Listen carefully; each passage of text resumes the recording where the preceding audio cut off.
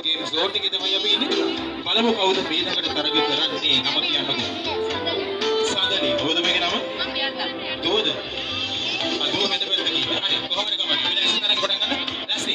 1යි 2යි 3යි.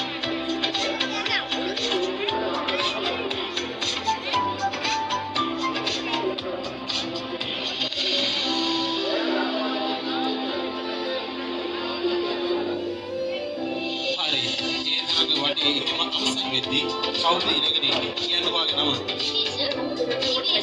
නිමේෂා අනිත් කෙනාගේ නම නිමේෂයි නිරාෂයි ඒක වගේ ලස්සන නම් දෙක අපි බලමු නිමේෂාද දිනන්නේ නිරාෂාද දිනන්නේ කියලා